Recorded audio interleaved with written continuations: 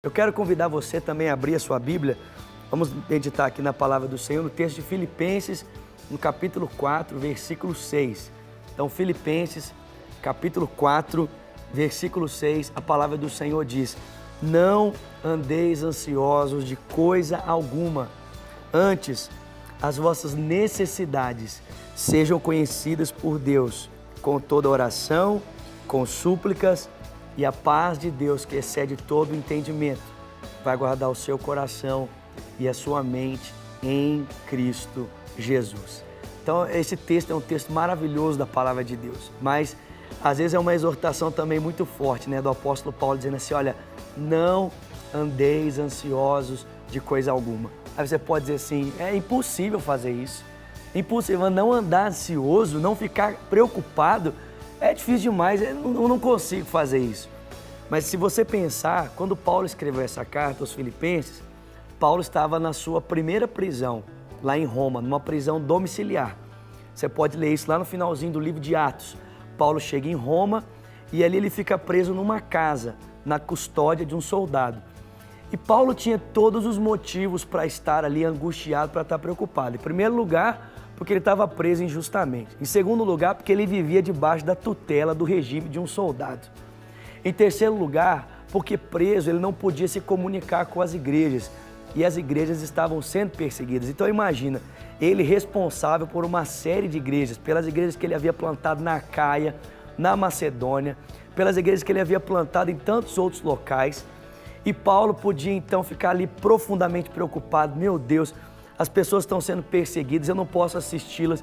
Paulo tinha todos os motivos para ele ficar ansioso, para ele ficar preocupado, para ele andar nesse ciclo da ansiedade. Mas diferente disso, ao invés de Paulo ficar ansioso, ao invés de ele ficar preocupado, com o coração dele sendo tomado de preocupação, o texto bíblico diz que ele nos ensina um modelo, ele nos ensina uma forma. Ele diz: não andeis ansiosos de coisa alguma. Mas ele não fala apenas da negativa. Ele fala como eu e você podemos deixar o ciclo da ansiedade. Porque a ansiedade tem um ciclo, né? Eu acho que você sabe muito bem como é que funciona esse ciclo da ansiedade. A ansiedade, ela começa assim, né?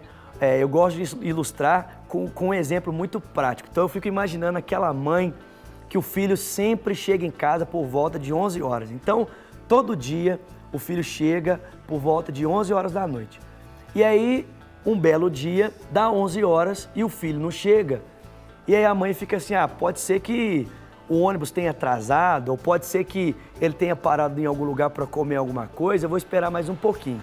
Aí passa uns 15 minutos, o filho não chega, a mãe resolve pegar o telefone, ligar para saber notícias do filho. Onde é que está o meu filho? Aí pega o telefone e ela liga. Aí quando ela liga no telefone, o telefone está desligado. Aí ela fala: gente do céu, o menino não chegou, é 11h15, estou ligando, o telefone está desligado. Deve ter acabado a bateria, mas não aconteceu nada. Aconteceu nada não. Acabou a bateria, ele deve ter parado para comer alguma coisa, mas não aconteceu nada. Aí daqui a pouco dá 11h30, e aí ela já começa a ficar preocupada, porque deu 11h30, ele não chegou, o telefone não liga, ela já começa a ficar pensando: será que aconteceu alguma coisa? Ai gente, será que aconteceu alguma coisa com o meu filho? Será que ele bateu o carro? Será que ele foi assaltado? E ela começa, aí a mente começa, né, a pensar naquele monte de problema. E aí dá 11h45, o menino não chega, telefone desligado. E aí ela já começa a arrancar os cabelos, né? E ela já começa a ficar desesperada: meu Deus, alguém sequestrou o meu filho. Meu Deus, alguma coisa aconteceu com ele. Ela já começa a ficar toda preocupada. O ciclo da ansiedade é assim: começa com uma informação negativa, mas de repente aquilo vai tomando tanto o nosso coração que daqui a um pouco aquilo que começou desse tamanho está envolvendo você completamente. Paulo diz que a gente não precisa andar dessa forma.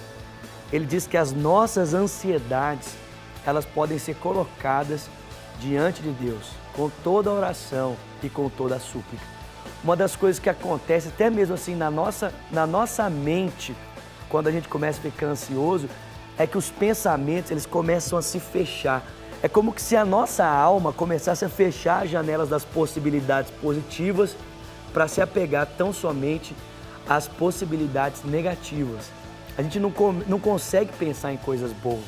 Mas o Paulo diz: cara, se você colocar as suas preocupações, Se você colocar as suas ansiedades diante de Deus, com toda oração, com toda súplica, o texto diz que a paz de Deus, que excede o entendimento, vai começar a guardar o seu coração, vai começar a guardar os seus pensamentos em Cristo Jesus. Então, de uma forma bem prática, né?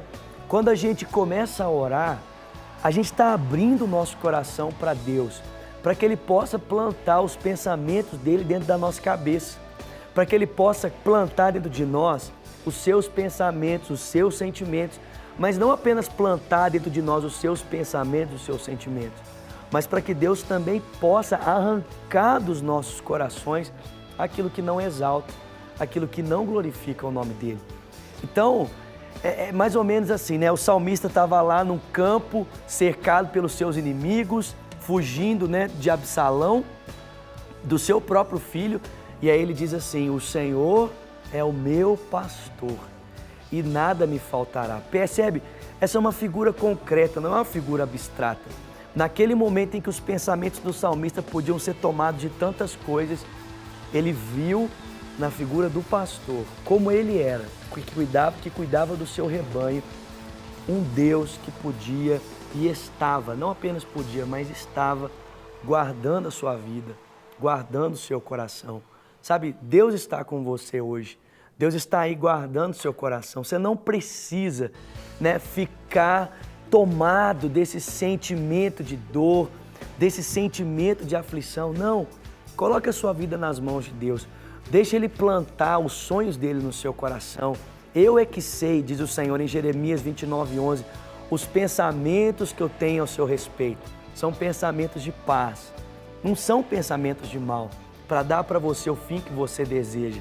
Você vai me invocar, você vai orar e eu vou me revelar a você. Você vai me buscar e você vai me encontrar quando você me buscar de todo o seu coração. O Paulo diz: apresenta a Deus o seu coração, suas preocupações com toda oração, com súplica, e o texto bíblico diz: e a paz de Deus, que excede todo o entendimento, vai guardar o nosso coração e a nossa mente. Aí ele diz que aquilo que é puro, aquilo que é agradável, aquilo que é de boa fama, se é louvor, se é virtude, isso então vai ocupar o nosso pensamento.